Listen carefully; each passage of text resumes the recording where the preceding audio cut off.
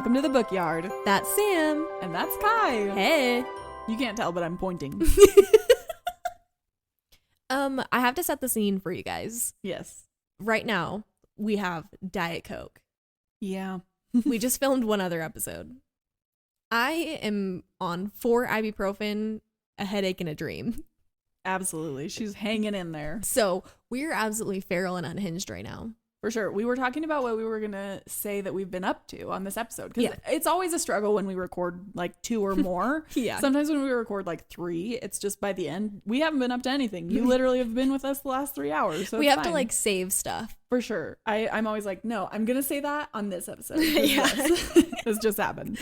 But we were talking about what we were going to say this episode. And we were like, oh yeah, we've got a few things. It's fine.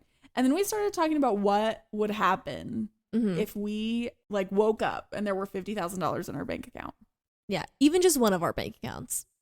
It's got to be both, but one of us is fine for right now. Oh, I was thinking I just wake up with $50,000. Oh, okay, and I'm just here. And yes, still poor.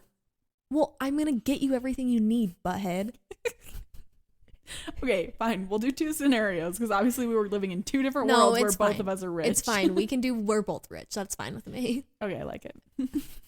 So yeah, what would you do if you woke up and there were $50,000 just like hanging out in your bank account? And it wasn't like confusing. Like someone woke up and decided to give it to you. It wasn't just like a mystery, so you would be nervous that the police would come after you or something. Taylor Swift wakes up and says, I'm going to give $50,000 to this girl who's a fan of mine and her friend each. Love it. That's the scenario. What do you do? So I wake up and obviously this is on a Monday where I don't work and you don't work. Okay. And then I call you and I say, OMG, Taylor Swift just texted me and we have $50,000 each.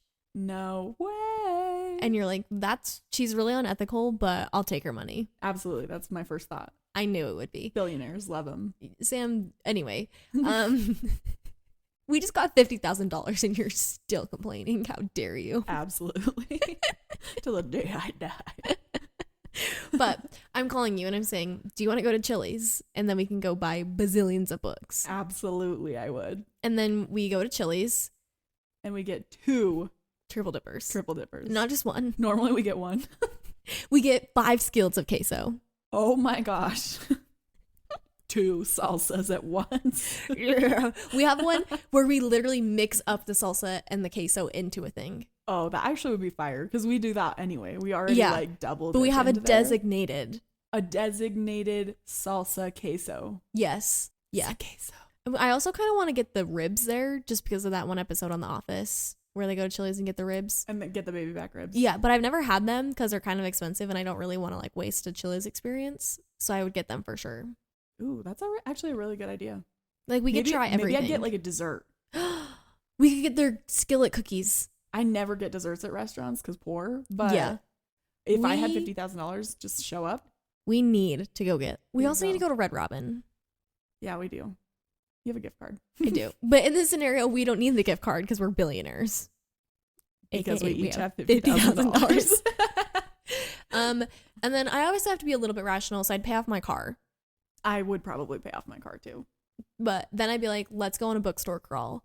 That would be so fun. And we'd have to go buy an actual bookshelf. We'd have to go on a bookshelf crawl to go buy bookshelves. to get more books. Then go buy books. I was thinking we get an Uber.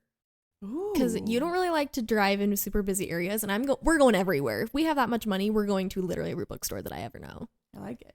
And I don't really like driving either. So we get an Uber, a personal Uber to drive us around all day. I love driving. I hate the like parking situation sometimes. Okay, so we have an Uber who follows us and you drive everywhere. And then when we have to park, we hop out of the car and he goes and parks it for us. Cool.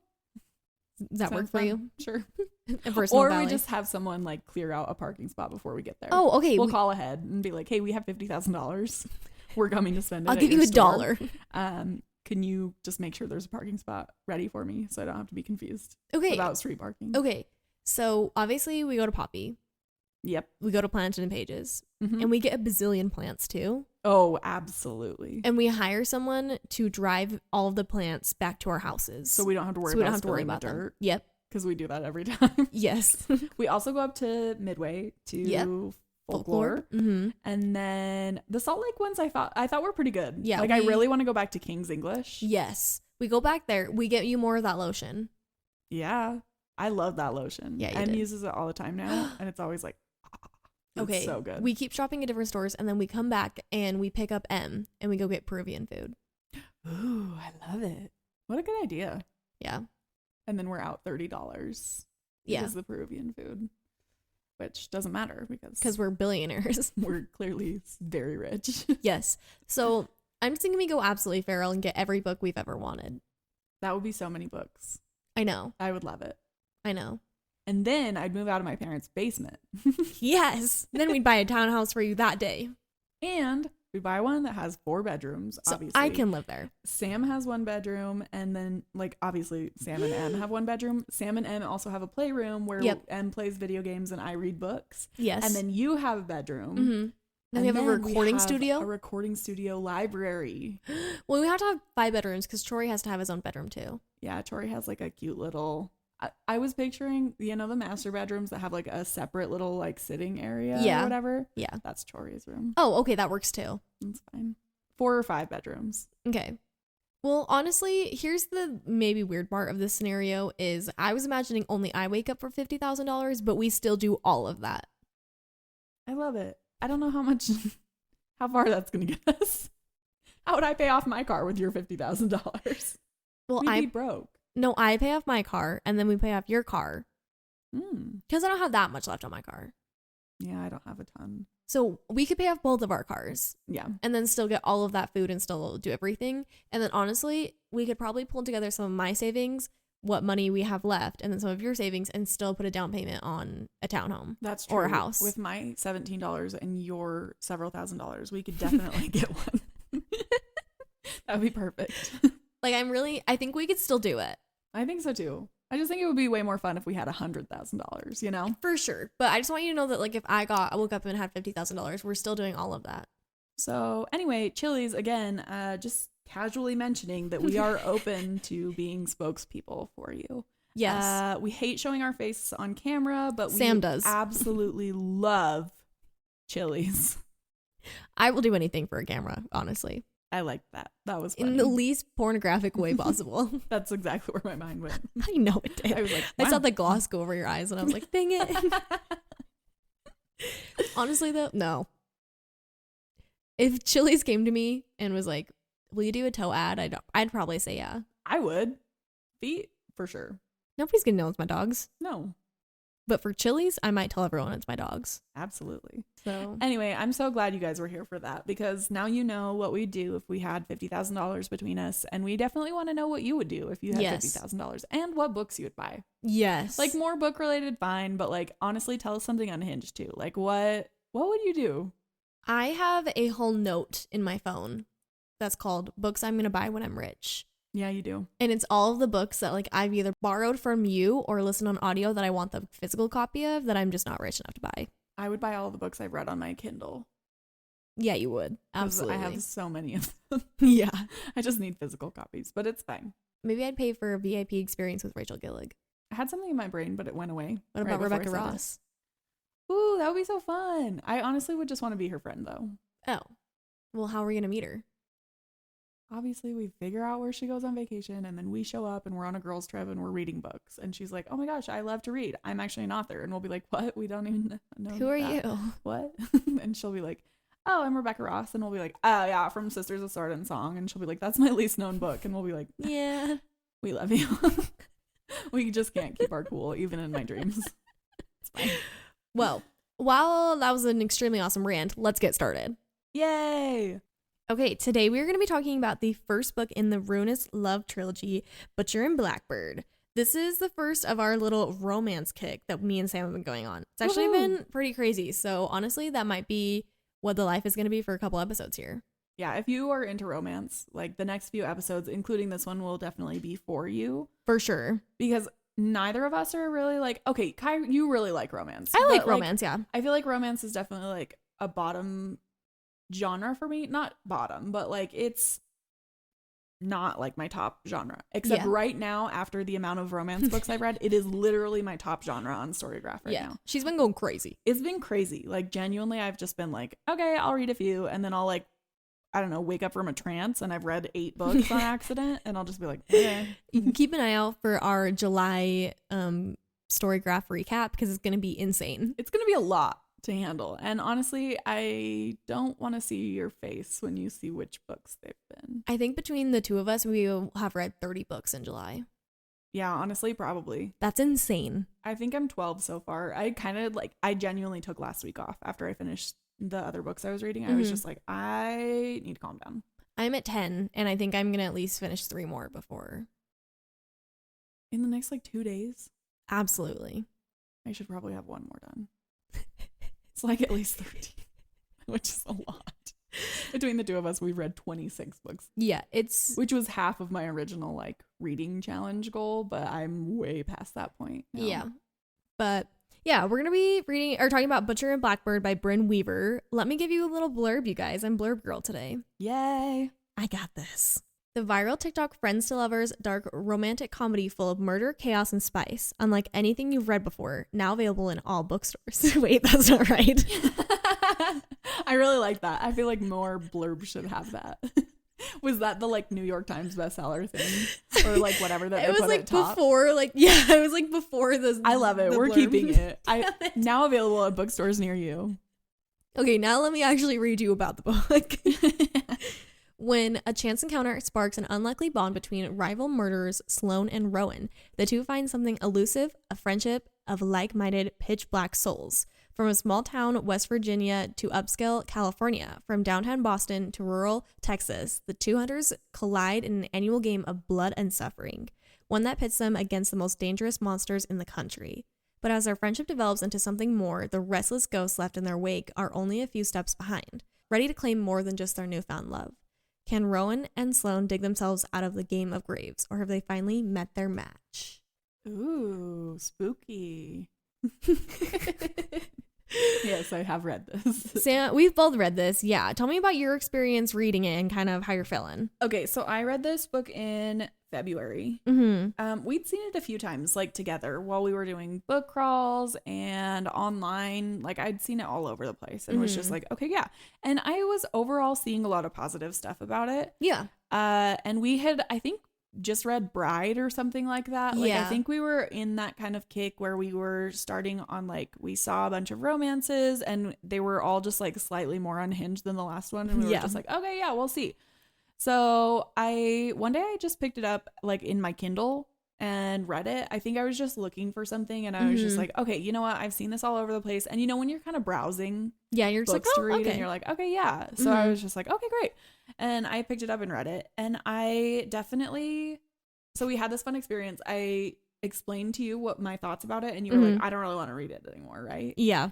So I mean, initial thoughts really are, I thought it was fine. I thought it was okay. It definitely wasn't my favorite, and I wasn't at no point of reading the book was I oh, this is definitely for me, or this is gonna be a great read. Yeah, it definitely was just a little bit meh for me. Okay, yeah. And I was a little bit icked out, but obviously you as a person know how I have ethical concerns at the moment of reading. Yeah, it gets in the way of things, It really does. Yeah. This is not the first time in my life that I wish I were born just a little more stupid.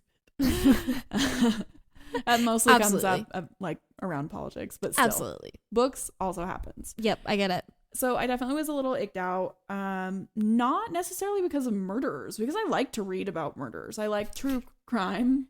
I really like. Okay, so we had a full episode about All the Colors of the Dark. At no point was I oh, this is icking me out.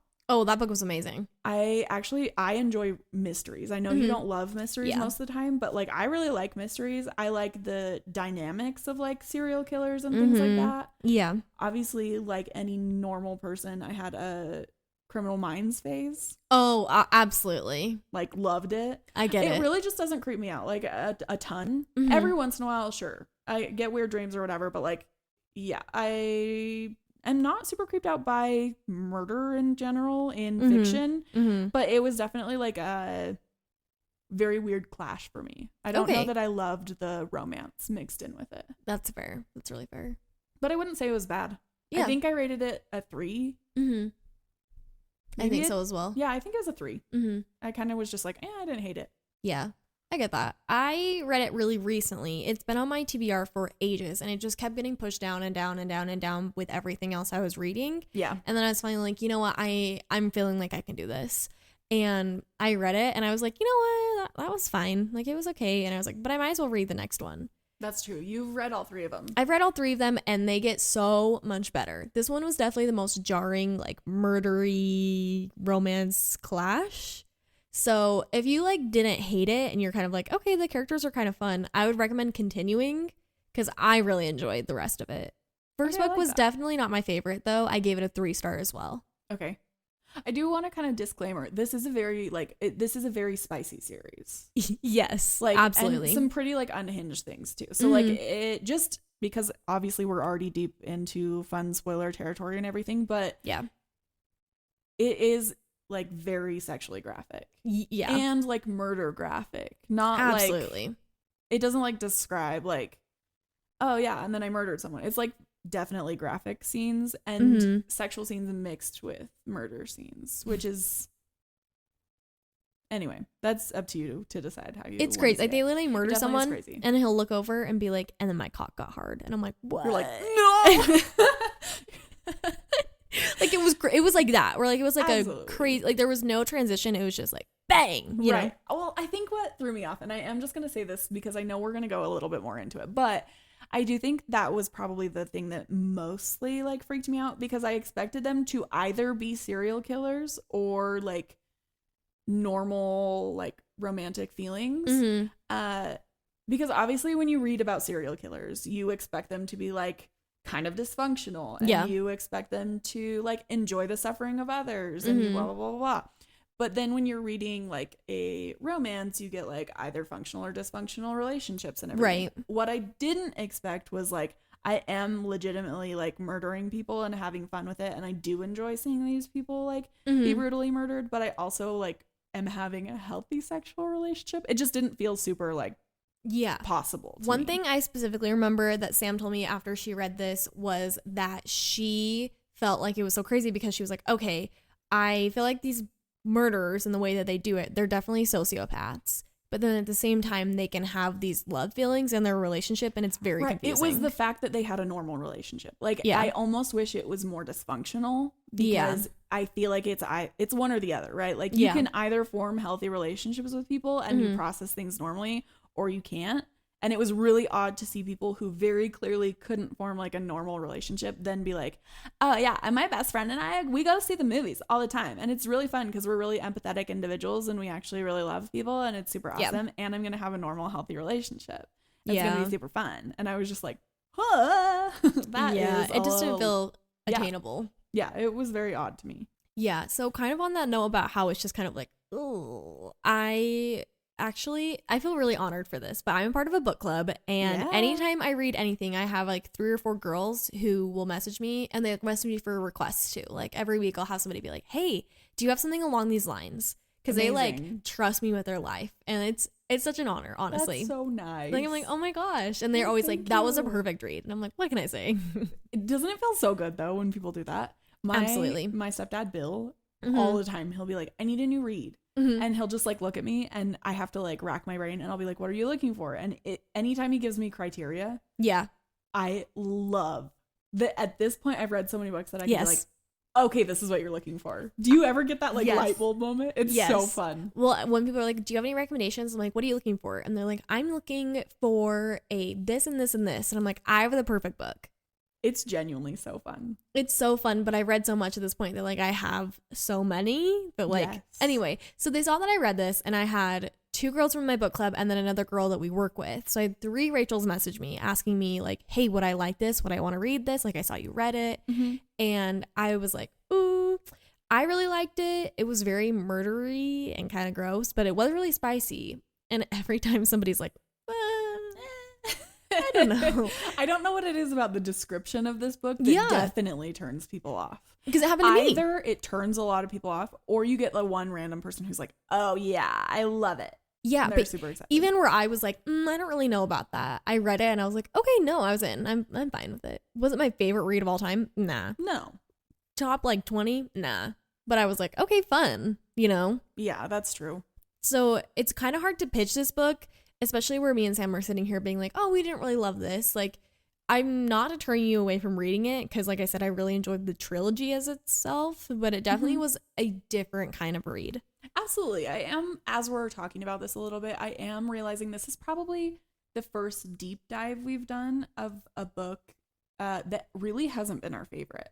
I think we typically tend to gravitate, obviously, on this podcast towards books that we really, really enjoyed. And I think that we kind of had decided we wanted to do this one just because I think it's so different and so distinct from anything else that we normally read.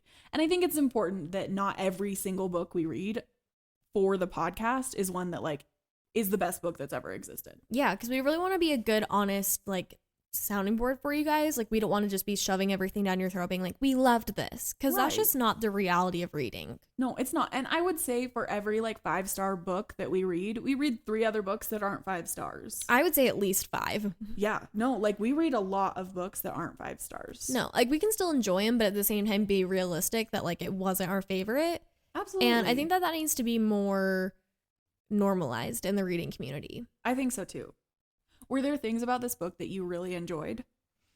It really threw me off so hard because like we're only talking about the first book because Sam's only read the first book. So going off of that, the characters were so crazy and so unhinged. For sure. That it was just like, ooh. But then the further you got, the more I was like, I love the characters. They're so crazy and so unhinged. Yeah. I remember there's this part towards the beginning and I thought it was the first part where I was like, no, Sloane is funny. Like she's so funny. Yeah. They're genuinely pretty funny.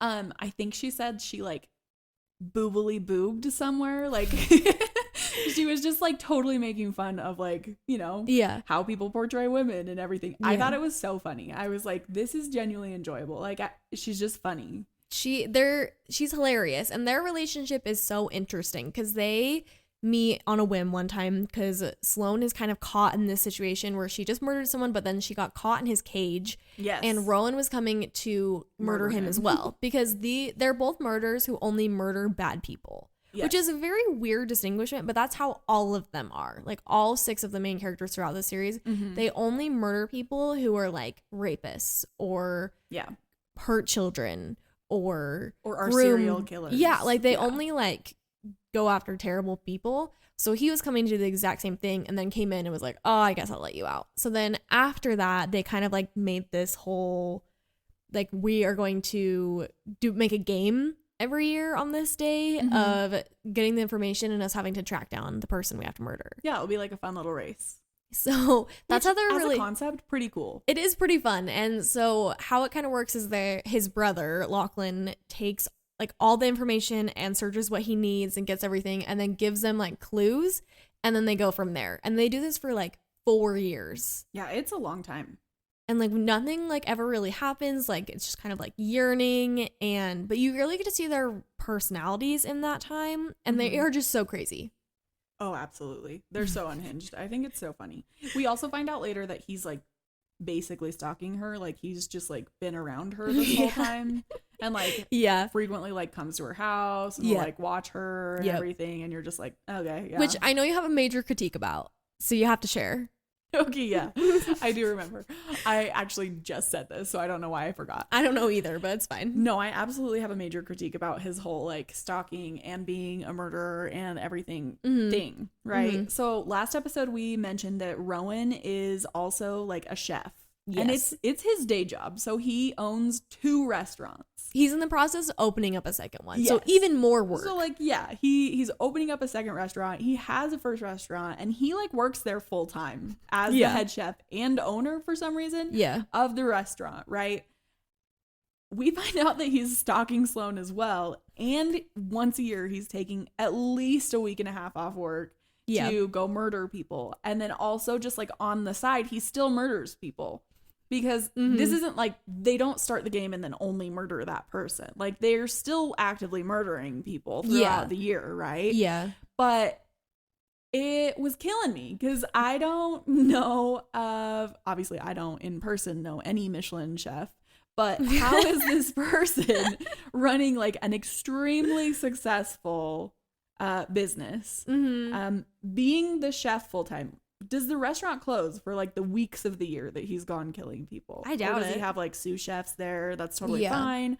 But like he is an extremely successful chef who is also murdering people. And I'm sure he's like, yeah, I'm going on vacation. Does no one ever ask him how his vacation went? Or like, hey, do you have pictures? No, it's just so not realistic because later on, like it's so many times, like they have to involve the police or like somebody dies and like no one asks anything. No, it also leads to my second critique, which I have a Reddit post to back this up. We can go to. Mm-hmm. So actually, I had one about this other time constraint thing. So we obviously deep dived into Reddit, of course, for a little bit, mm-hmm. and the.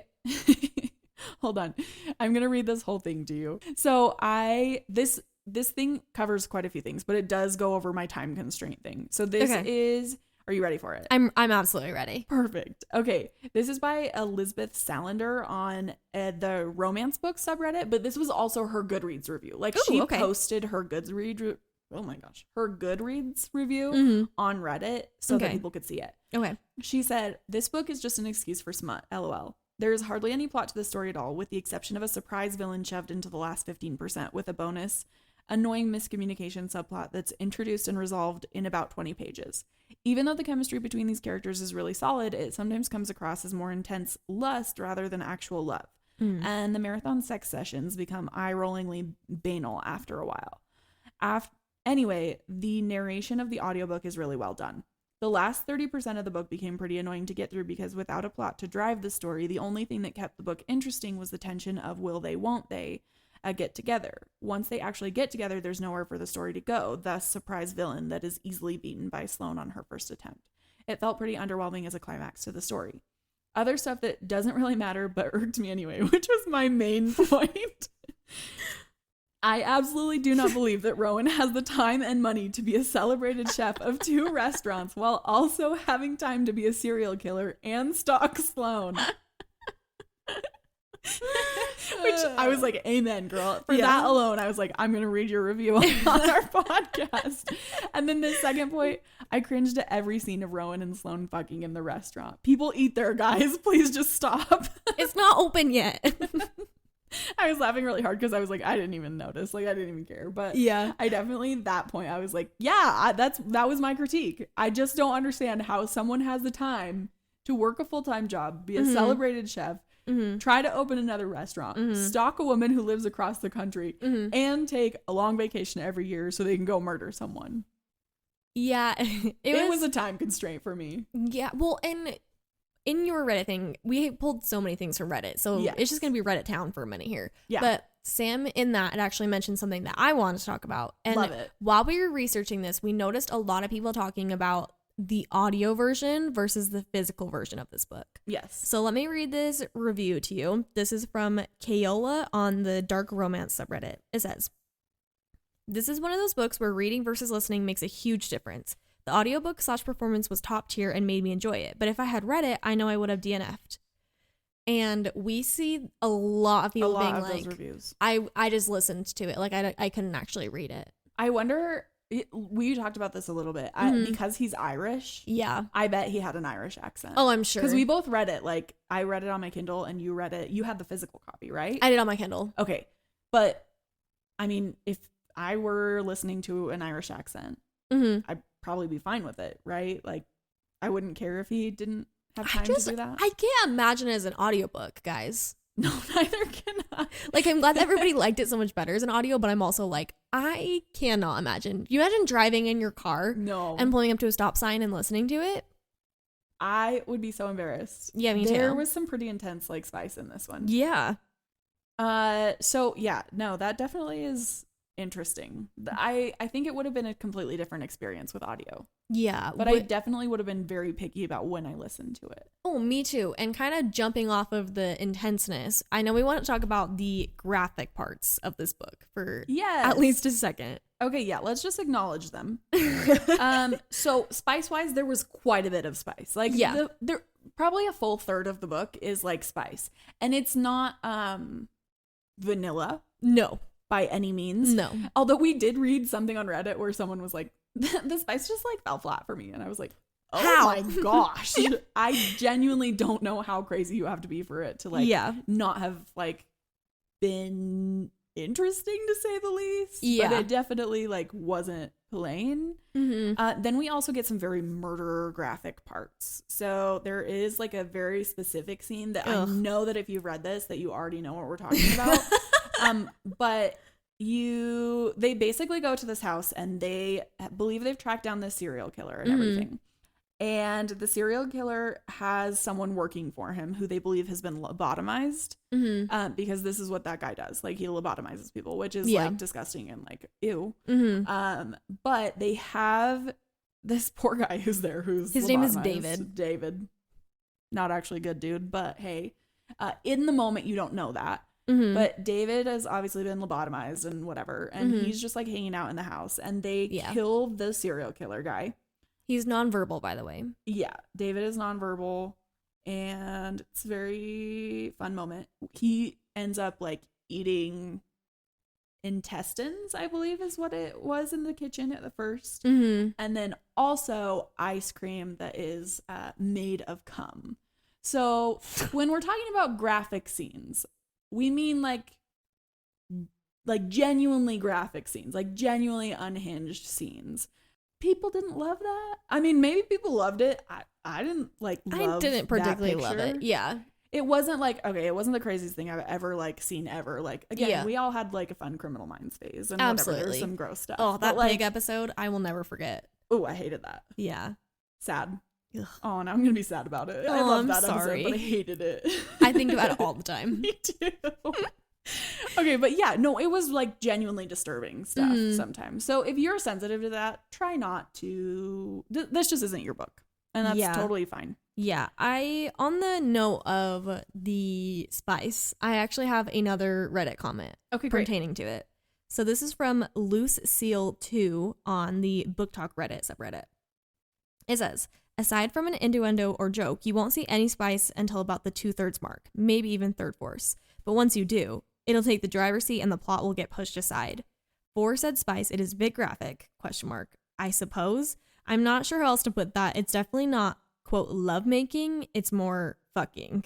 It is kink inclusive, so take a trigger warning page seriously. Yeah. I could see how some feel the spice is a bit much. I love the series, but the sex parts were not why I enjoyed the books. I'm a sucker for banter, and it is rich in that. Yeah, they did have a pretty good banter. But I completely agree about the spice. I definitely think it was the main portion. I would say 2/3 to like almost the very end. Yeah. Which we did a whole episode talking about spice and plot, the S&P ratio. Yeah, that's true. And it seems like that is a big critique of the book, is that there's not very much spice. But again, the S&P ratio, the smut to plot ratio, if you have a ton of smut, it's not necessarily plot reliant, which this book definitely wasn't. It really wasn't plot reliant.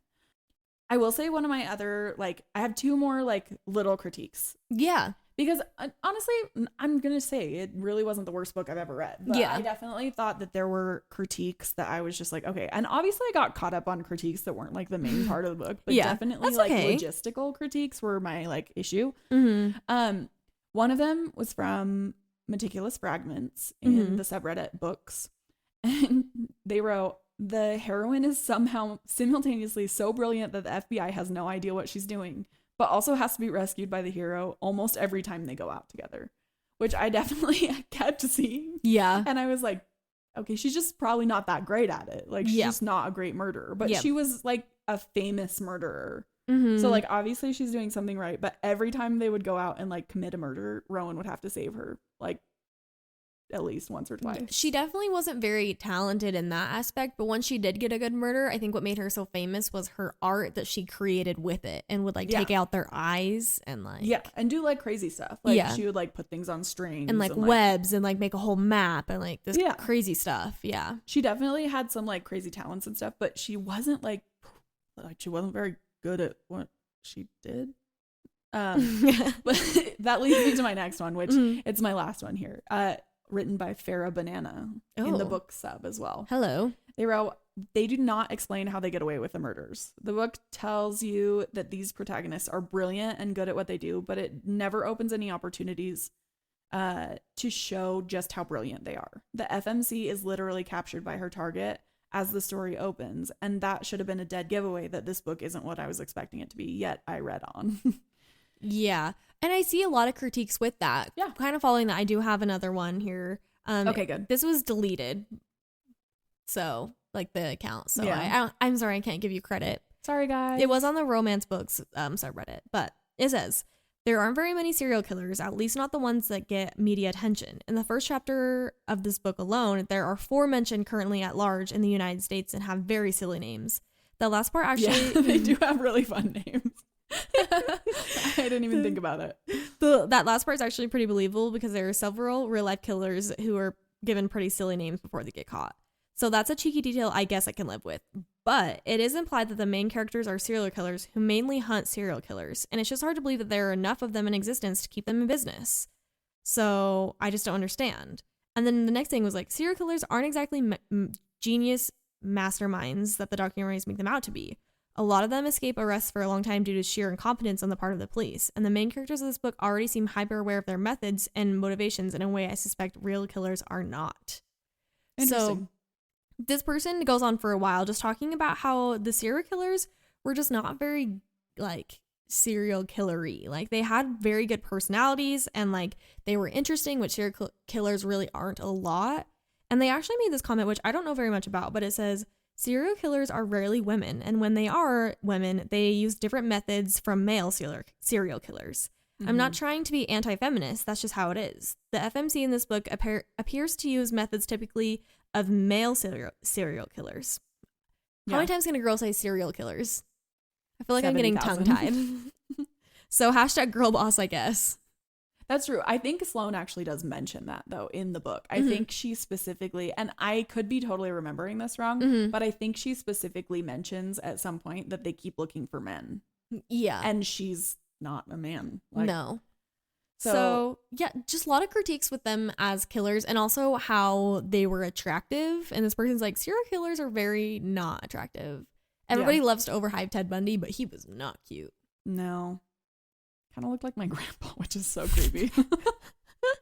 Like, I'll show you a picture of my grandpa and then I'll show you I need a to picture see of Ted Bundy and you'll be like, oh no, are you okay? So yeah, I liked it, but I think that I just had to go into this book being like, this isn't realistic whatsoever. For sure. And there are really good things to enjoy about it. And then there are things that, you know what, if this is not for you, it's just not for you. And that is okay. I think that every time that we read a new series and it's like a new exploration into genres or different plot devices or like things like that, I think it's a really good opportunity to kind of see what you're excited about. And like, if you are interested in this book, great.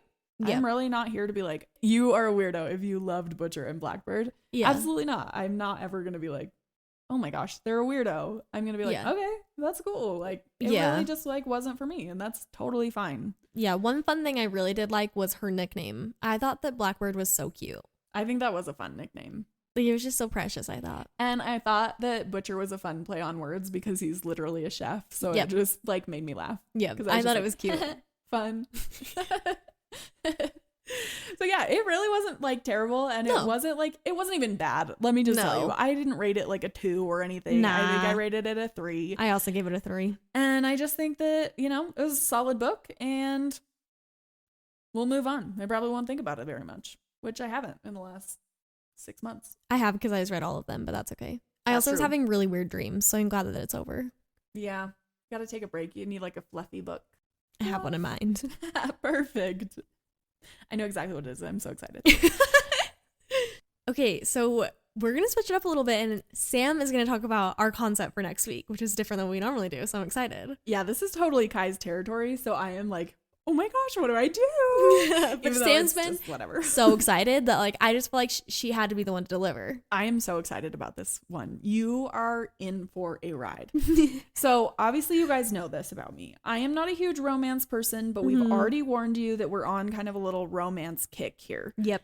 We're on this romance kick specifically for next episode. Like this all started because we wanted to do the next episode in our lineup here. And really what happened was we were on a book crawl, Mm-hmm. and we went to, in Utah County and in Salt Lake County, there are bookstores that are romance only bookstores, which I think is so fun. It's so fun. It's totally a women-centered environment, and I think it's just like a safe space for people, and I think that's so important. Yeah. But we were on this book crawl last time, and we stopped by, I believe it's called Lag in Lehigh. In Lehigh, yeah. And then we stopped by one in Salt Lake as well. I can't remember what that one was called. I can't remember. I'm not going to look it up right now. I'm going to look it up right now. I knew you were going to. Okay, the Salt Lake County one is Lovebound Library. Yes. And we actually just went here a few months ago. Was it last month? It had to have been at least 2 months ago, I think. Oh my gosh, it feels We need really to go on another recent. book crawl. Yeah, we do.